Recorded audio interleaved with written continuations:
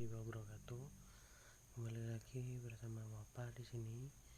Untuk pelajaran kali ini kita akan membahas tentang reaksi kesetimbangan dalam tubuh manusia dan dalam kehidupan sehari-hari.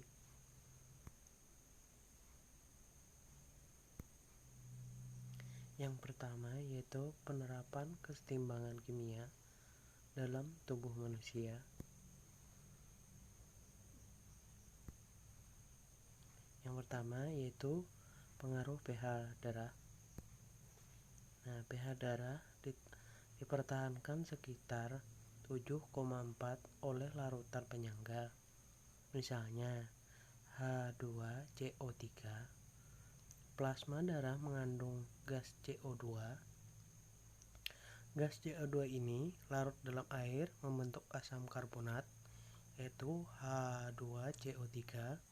Asam karbonat membentuk pasangan asam basa konjugasi bikarbonat, itu CO-3, dan ion H+ untuk mempertahankan pH.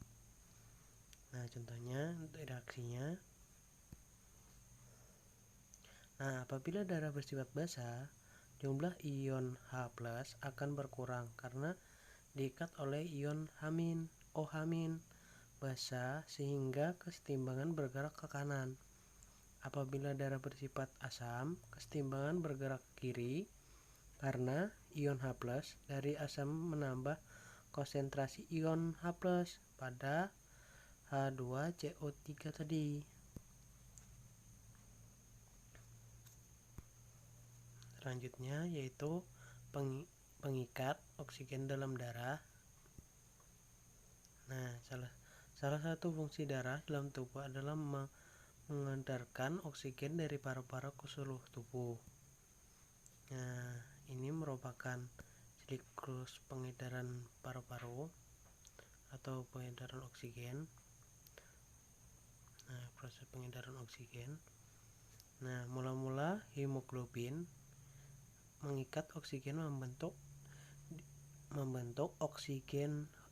oksimoglobin, kemudian dibawa ke seluruh tubuh melalui sistem peredaran darah.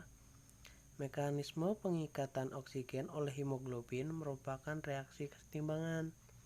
Jadi pengikatan oksigen oleh hemoglobin merupakan reaksi kesetimbangan ya di sini.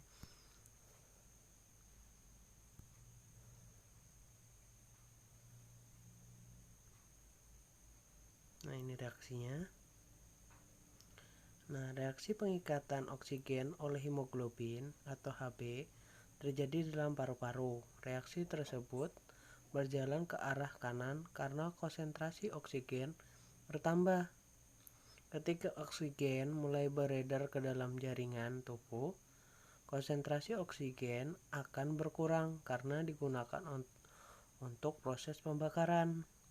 Dengan demikian, reaksi di dalam jaringan berjalan ke arah kiri. Nah, selanjutnya metabolisme karbon dioksida dalam tubuh. Nah, ketika oksigen diangkut dari paru-paru ke jaringan tubuh, pada saat yang sama karbon dioksida yang dihasilkan oleh respirasi sel diangkat dari jaringan tubuh ke paru-paru. Dalam jaringan tubuh, karbon dioksida yang konsentrasinya relatif tinggi melarutkan dalam darah bereaksi dengan air membentuk asam karbonat. Dengan demikian reaksi bergerak ke arah kanan. Nah, ini contoh reaksinya.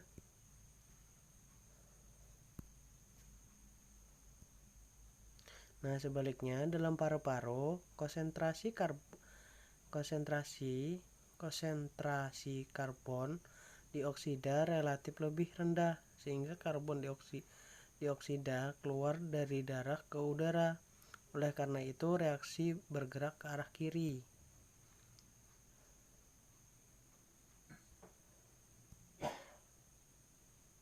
Nah, untuk selanjutnya yaitu kesetimbangan dalam mulut.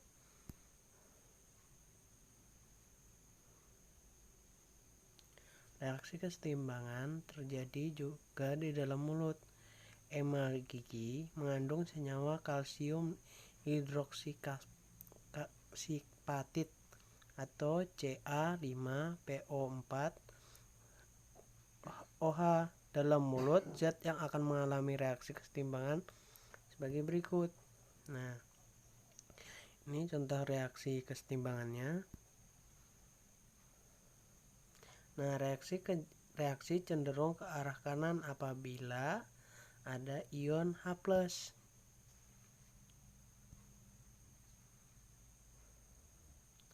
Reaksi kesetimbangan yang terjadi akan mengalami pergeseran jika mengonsumsi makanan yang mengandung asam.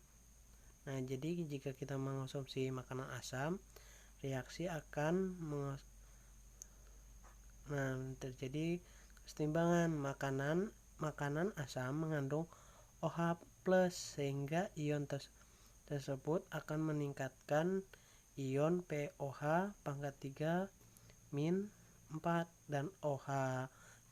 Akibatnya reaksi kesetimbangan akan bergerak ke arah kanan. Nah, konsentrasi Ca5PO4 OH berkurang. Pergeseran reaksi tersebut menyebabkan lapisan emel menjadi keropos sehingga gigi akan rusak.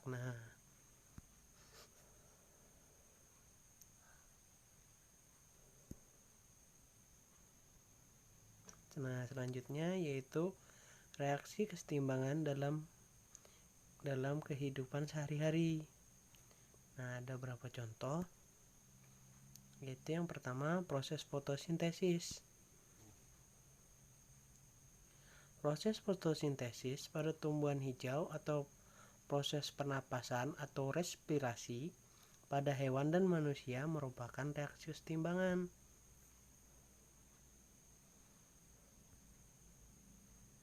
Nah, ini contoh reaksinya. Nah, reaksi kesetimbangan ke kanan merupakan reaksi fotosintesis. Saat kesetimbangan bergerak ke arah kanan, jumlah oksigen akan meningkat. Oksigen akan digunakan oleh manusia dan hewan untuk proses respirasi. Saat kesetimbangan bergerak ke kiri, proses respirasi akan berlangsung cepat, menghasilkan gas CO2 dan gas CO2. Gas CO2 selanjutnya digunakan kembali oleh tumbuhan untuk proses fotosintesis. Proses ini berlangsung terus-menerus membentuk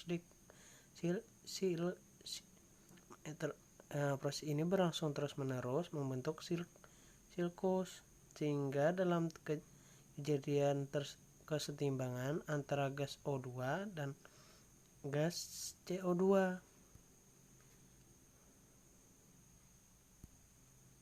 Nah, selanjutnya yaitu pencegahan tumbuhan bakteri dan dalam bak penampungan air.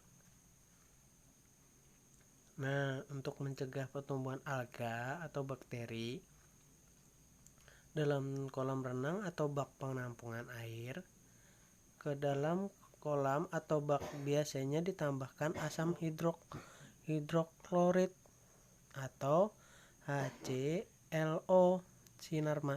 Nah, di sini sinar matahari mempercepat penguraian HClO. Untuk memperlambat penguraian HClO ke kolam, dalam kolam renang ditambahkan asam sianurat.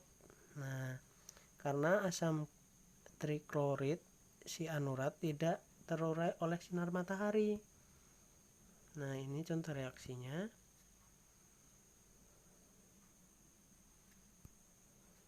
Nah, jika asam hidroklorid terurai atau mengoksidasi alga atau bakteri, reaksi akan bergeser ke arah kiri, pembentukan asam hipoklorit. Dengan demikian, penggunaan asam hipoklorit dapat dihemat sekaligus mengurangi biaya produksi.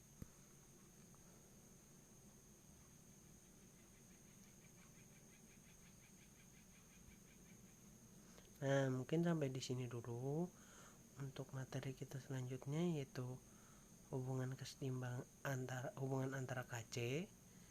Nah, untuk selanjutnya pelajari dulu. Mungkin cukup sampai di sini. Wassalamualaikum warahmatullahi wabarakatuh.